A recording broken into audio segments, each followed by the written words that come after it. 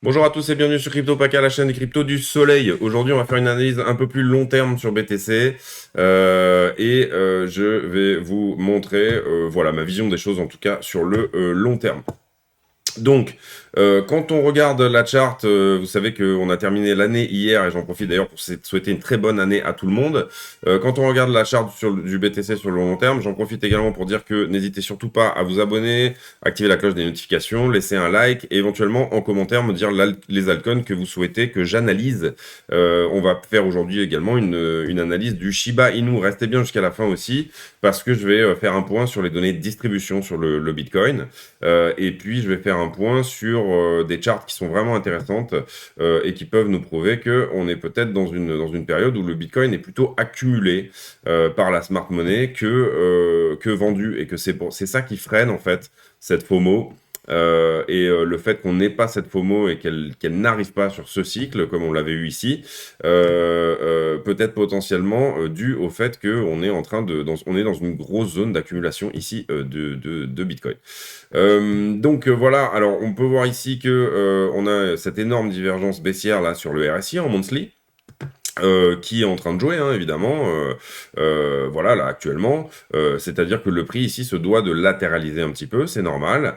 Donc ça, c'est une première chose. La deuxième chose ici, c'est que, toujours en mensuel, on a même une divergence par rapport à 2017, c'est-à-dire qu'entre l'ATH de 2017 et l'ATH précédent, on a une hausse de prix, mais néanmoins une baisse sur le RSI. Donc ça veut dire que le mouvement de 2017 était plus puissant que celui qui a eu lieu aujourd'hui.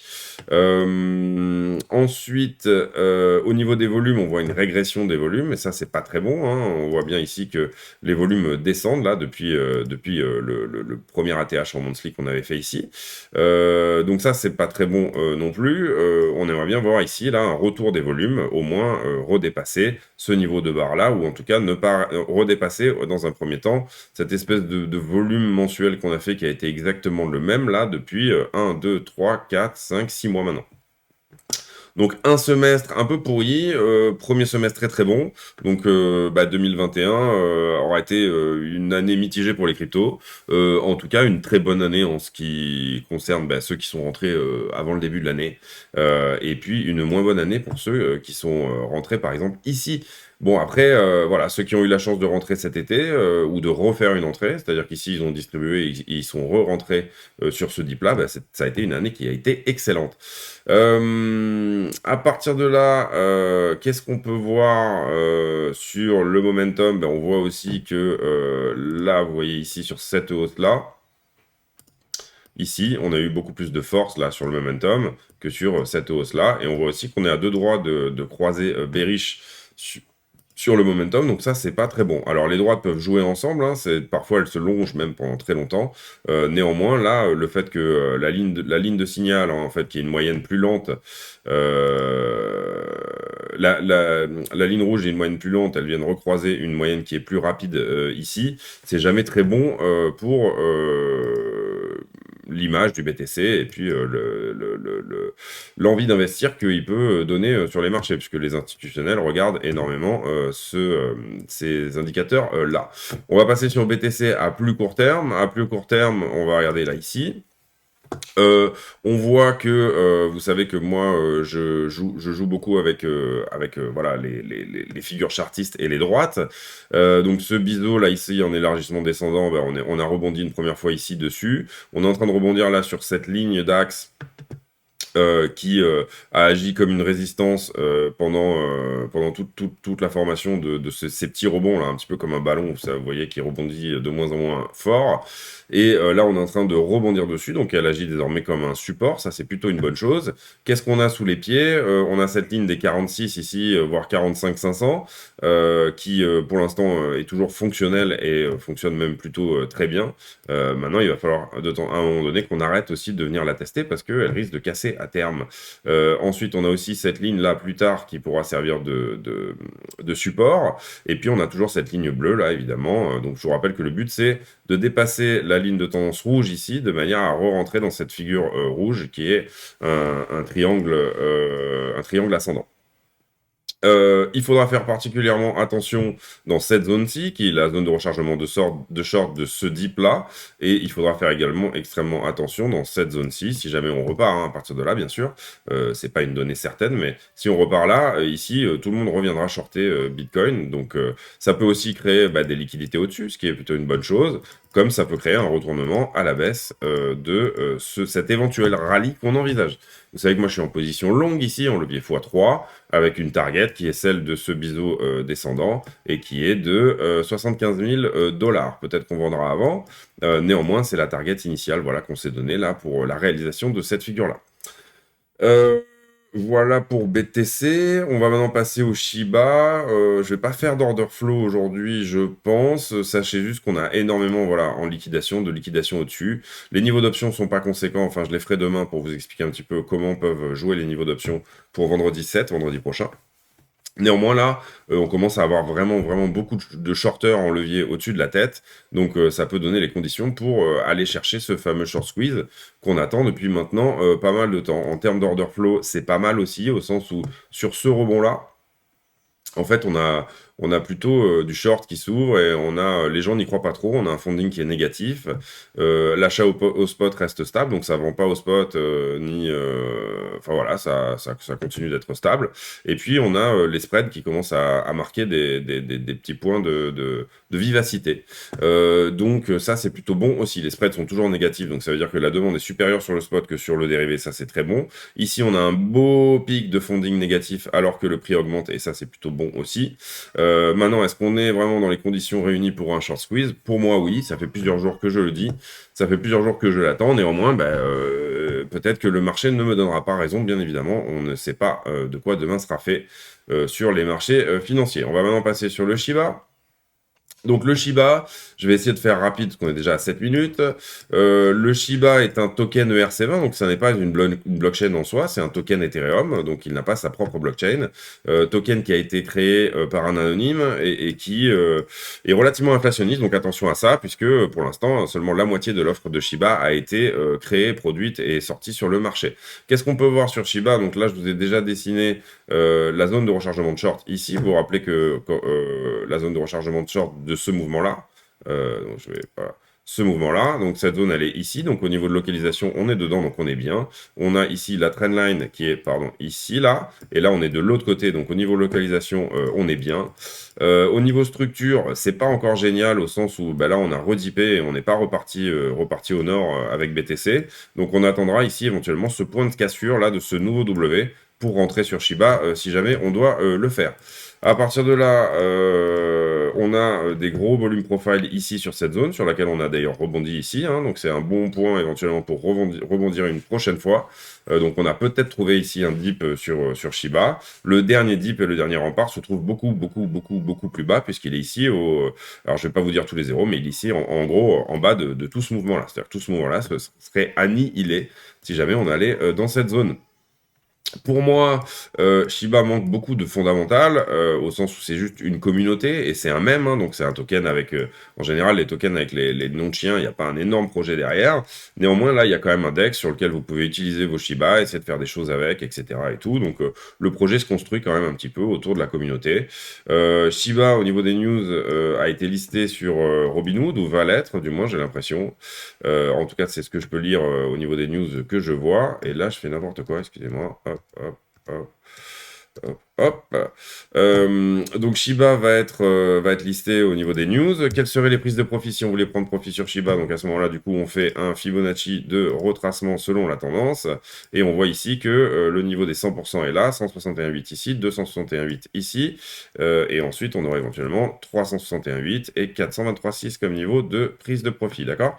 À partir de là, ça nous ferait une sacrée hausse sur Shiba, puisque ça potentiellement nous permettrait de faire un hop là, fois 10, 11, quoi, voilà. Donc 1000%, fois 11. Est-ce que ça, c'est réaliste en fonction des market cap? La réponse, je vous la donne tout de suite, c'est non. Au sens où si Shiba devait faire un x10 ou 11, c'est-à-dire admettons qu'on lui donne la place de BNB, donc la troisième place dans la market cap, à market cap actuel, il ne serait déjà seulement qu'à un x5. Donc c'est très présomptueux de penser que Shiba va faire plus que x5, sauf si effectivement la market cap d'un coup explose, etc., et que le marché des cryptos explose, et que Shiba trouve son usage, et les gens continuent à holder ce token à la vie, à la mort, sur une hausse. Pourquoi pas, hein. Ça, après, c'est à vous de vous renseigner sur Shiba, de savoir si pour vous, c'est vraiment le truc qui va pouvoir prendre la troisième place du ranking, ou voire la sixième, hein, si la market cap double, voilà, après tout est relatif. Moi, pour moi, le niveau maximum qu'on puisse atteindre ici, c'est les 1.618, parce que Shiba a déjà une market cap qui est très élevée. Donc, pour moi, on ne pourrait jouer sur Shiba que à partir de maintenant, un potentiel fois 4,5. Voilà, donc moi c'est un token qui m'intéresse pas forcément parce que manque de fondamental, parce que trop centralisé aussi, c'est-à-dire que le créateur anonyme de Shiba, par exemple, a donné la moitié de l'offre disponible de Shiba à Vitalik Buterin, le créateur d'Ethereum. Donc, et c'est là, ici, Vitalik Buterin a vendu et a donné à des œuvres de charité parce qu'il ne voulait pas de ce cadeau de la part du créateur de Shiba. Ici, il a vendu ses tokens à des œuvres de charité. Ces œuvres de charité ont vendu. La confiance dans Shiba a diminué à ce moment-là, et donc du coup, ce token s'est cassé la gueule de 85%. Donc pour moi, c'est trop centralisé. Sécurité, bon, c'est celle d'Ethereum, donc a priori ça va. Et vous savez qu'on réfléchit souvent en termes de blockchain sur décentralisation, sécurité et scalabilité. Scalabilité, c'est celle d'Ethereum, puisque Shiba n'a pas sa propre blockchain non plus, donc là c'est pas très bon. Et 3, centralisation, pour moi c'est très centralisé, parce que le créateur qui a fait ce truc-là, fait un petit peu ce qu'il veut. Par contre, il y a une grosse communauté derrière, et c'est quelque chose qui a eu une certaine hype à un moment donné, donc c'est pas forcément un nom qui va disparaître tout de suite. Placer un trade sur Shiba avec une zone de rechargement ici, donc c'est-à-dire qu'on ferait un rebond, on aurait trouvé ici le dip, et on ferait un rebond à partir de là pour, comment dire, retourner en zone de rechargement. Donc je vous ai tracé la zone de rechargement ici, hein. Pour ça vous faites Fibonacci de retracement et vous tapez vous écrivez la zone qui est entre 0,618 et 0,786. Retourner en zone de rechargement nous donnerait un trade ici avec un stop très serré, parce que pour moi, on peut peut-être se mettre ici, voilà, par exemple, à l'entrée de la zone de rechargement, à partir du moment où on en sort, voilà, ou alors éventuellement se dire, bon, ces baleines, parce qu'il y a énormément de baleines sur Shiba, il faut savoir que c'est aussi un token où il y a énormément de grosses baleines dessus, donc de la smart money. Il y a un moment donné où elles vont devoir distribuer là, donc on peut se dire qu'il y aura un nouveau pump. Qui potentiellement retrouvera les 61,8 de tout ce mouvement-là. Donc pourquoi pas. Et à partir de là, vous savez aussi que, enfin je sais pas si vous le savez, mais toutes ces baleines-là ont décidé de brûler du Shiba, c'est-à-dire qu'ils l'envoient vers une adresse où les Shiba sont systématiquement détruits, de manière à rarifier le token et faire remonter le prix. Donc ça ressemble beaucoup à une volonté de distribution. Est-ce qu'on pourrait utiliser cette volonté de distribution pour nous rentrer dans un trade qui soit intéressant? Oui, à partir du moment où ils ont décidé de faire ce burn, on rentre dans un trade là ici avec un très bon ratio de 3,80, avec éventuellement un point de vente de 100% de nos Shiba je vais vous dire je ne veux pas vous donner des prix, je vais plutôt vous donner des variations, hein, des pourcentages, avec un profit ici de 100%, 1 x 2. Donc ça pourrait être vraiment un bon trade à passer, puisque en risquant 1 dollar, on en gagne 3,89 à partir du moment où le prix de Shiba est multiplié par 2 à partir d'ici. Avec un ratio de 3,89, donc on va en dire à un ratio de 4. Vous pouvez rater 80% de vos trades, comme ça. Là, vous pouvez en rater 80%, vous serez toujours au point mort, donc à break-even. Ok. Donc, c'est un excellent ratio pour des trades très agressifs qui potentiellement peuvent se trader comme ça. Moi, investissement sur Shiba, la réponse est non, ça manque de fondamental, et de toute façon, je n'investis pas sur les coins qui n'ont pas de gros fondamental, voilà, parce que en bear market, c'est typiquement le genre de coin qui se prendra à moins 99,9%. Mais pourquoi pas placer un trade ici avec un certain montant de votre capital, donc ça, il faut le calculer, entre 2 et 5% par exemple. Je dirais plutôt ici 2%, compte tenu du trade très serré, du risque quand même. On a un très bon ratio, mais on est sur un stop qui est très serré. Il suffirait qu'il y ait un événement de marché un peu mauvais et on se fera sortir de ce trade-là. Donc là, je donnerais plutôt un ratio entre 1 et 2% pour pouvoir éventuellement retourner au 61,8 et sortir de là. C'est tout pour Shiba, je pense. Oui, j'ai parlé du fait que c'était centralisé, etc. On va refaire un... Donc, market cap pour moi trop importante et risque trop important. Pas assez de fonds, juste une communauté. Donc non, je ne rentrerai pas en investissement sur ce token-là. J'étais rentré en investissement sur Dogecoin, mais j'ai déjà tout vendu quasiment. Donc par exemple, c'est pas pour vous dire, ouais, voilà, c'est un token qui a un nom de chien, donc je vais pas dessus. C'est pas du tout ça l'idée. Non, j'étais rentré sur Dogecoin au moment du tweet d'Elon Musk, juste parce que je pensais que la news valait le coup. Et ça s'est plus ça s'est plus construit comme un trade, puisque j'ai revendu la quasi-totalité de mes Doge à x5 par palier. Mais là, Shiba, j'ai raté le train ici. J'y croyais plus en fait après ça. J'avais déjà raté ce premier train-là. Ici, j'ai pas investi dessus. Sur ce pomme-là, je trouvais que ça avait une sale gueule parce qu'on avait l'impression que c'était un double, comment dire, un double top. Et puis finalement, il a repumpé derrière. J'étais pas dedans. Bah tant pis. Là, ici, ce trade-là, je sais pas encore si je vais rentrer dedans. Pour moi, voilà, même pour un trade, il faut quand même un minimum de fondamental. Après, à partir de là, on va vite fait quand même faire un point sur le Covid et les news pour revenir sur BTC. Donc ici, on voit qu'il y a quand même pas mal de narrations sur le Covid aux États-Unis. Ici, on voit, et c'est un point que je voulais faire avec vous aujourd'hui, que le nombre de cas aux États-Unis augmente très fortement. Donc on est sur une très grosse parabole qui a vraiment éclaté le niveau de janvier précédent. Mais par contre, le nombre de morts... Donc là, on a le nombre de cas en haut et le nombre de morts en bas. On voit qu'on est sur quelque chose de beaucoup moins mortel de ce qu'on avait avant. Donc, est-ce que c'est la vaccination qui fait son boulot ou est-ce que ce variant est bien moins agressif que le précédent? En tout cas, on n'a même pas touché ici le point de mortalité de la vague de septembre. Donc, j'espère que les fêtes vont pas relancer ce nombre de morts par million aux États-Unis parce que ça pourrait relancer des mesures qui seraient pas très bonnes pour les marchés à court terme, en tout cas. Donc ça à surveiller quand même, voilà. Et à partir de là, donc je voulais regarder avec vous la distribution sur Bitcoin. On voit ici que, et ça c'est pas très bon, les tokens reviennent sur les exchanges. Alors c'est pas énorme, hein, je veux dire on n'est pas sur une tendance folle. Néanmoins, on voit qu'on a inversé la tendance ici depuis ce dernier dip du 7 décembre. Tout d'un coup, les gens ont quand même peur, c'est normal hein, aussi. Vous voyez que ici, bon là on était plutôt au top, donc là on aurait pu dire, oula, attention ça pue, il y a vraiment un W qui s'est créé là, ici. Là, on est en train de distribuer massivement. Néanmoins, vous voyez que c'est normal. Quand on a des dips comme ça, les bitcoins reviennent sur les exchanges. Au cas où un mouvement très important se prépare, c'est tout à fait normal que les bitcoins reviennent sur les exchanges. Néanmoins, là, ça, c'est pas très bon. Ça, c'est un mauvais... Est-ce que les baleines sont en train d'accumuler du bitcoin ici? On est plutôt en latéralisation, là. Donc, on est toujours à un nombre d'adresses à plus de 10 000 bitcoins de 90. Ici, ça latéralise aussi au niveau des adresses à plus de 1000 bitcoins. Et les adresses au niveau des adresses à plus de 100 bitcoins, c'est plutôt à la vente. Donc ça c'est intéressant à regarder aussi. On voit que là, en fait, finalement, les mains les moins importantes, donc peut-être potentiellement les mains les plus faibles, sont actuellement les mains qui échangent le plus leur Bitcoin. Et ça m'amène à la chart dont je vous ai parlé tout à l'heure, qui est ici. Qui en fait nous prouve que donc ça c'est les bitcoins qui sont vendus, donc dépensés, enfin vendus, voilà. Et ça nous amène à penser que en fait là ici on a enlevé tous les bitcoins de moins de 6 mois. Donc si on fait la charte inversée, en fait vous avez que des bitcoins de court terme, entre 3, 6 mois, 10 jours.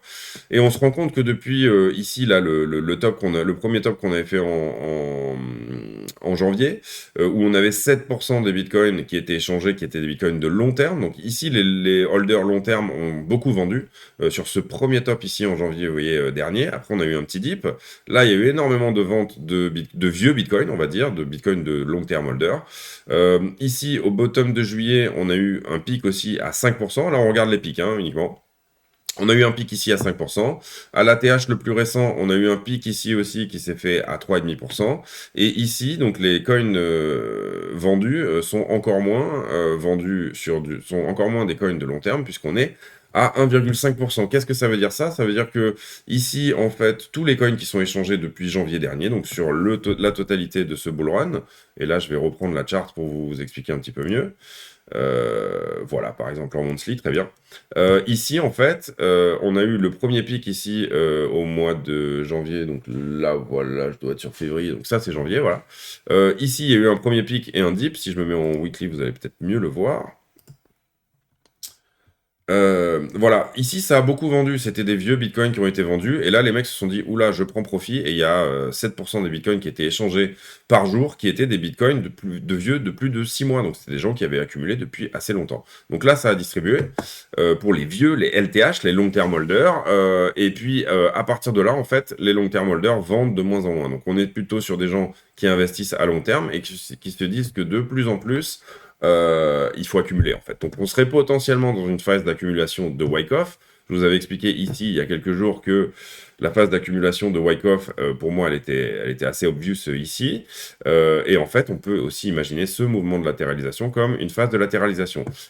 Comme une phase d'accumulation, pardon. Et ça expliquerait aussi pourquoi les volumes diminuent, parce que, en fait, les grosses baleines ne peuvent pas tout acheter trop d'un coup, parce que sinon le prix va trop vite remonter.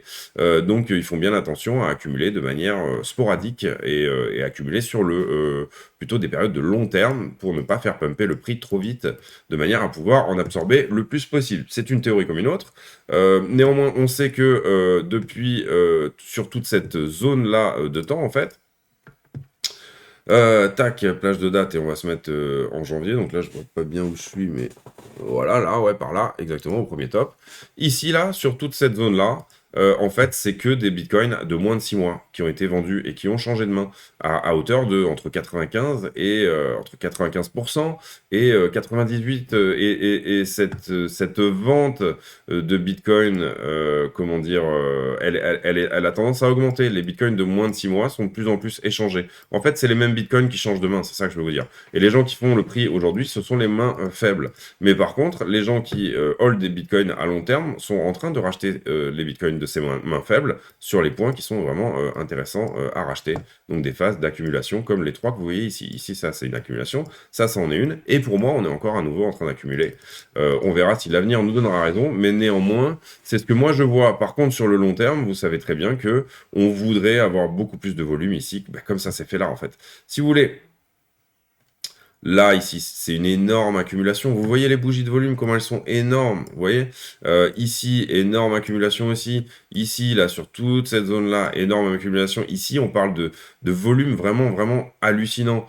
Ici, pareil, on a des gens qui ont accumulé massivement. Et c'est ça qui a donné le premier et le plus fort bull run. Et après, il n'y a plus rien qui sort, en fait. Tout ça, c'est que du moins de 6 mois.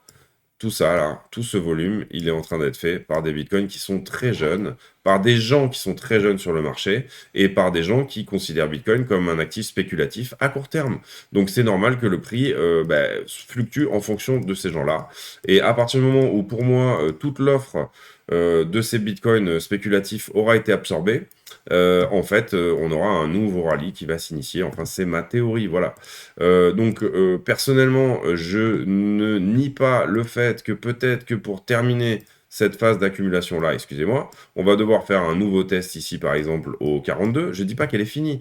Cette zone d'accumulation ici, là, cette espèce de flat peut très bien aller au 28 000. Hein. Pour moi, il n'y a pas de problème. On sera toujours en train de préparer le rallye d'après.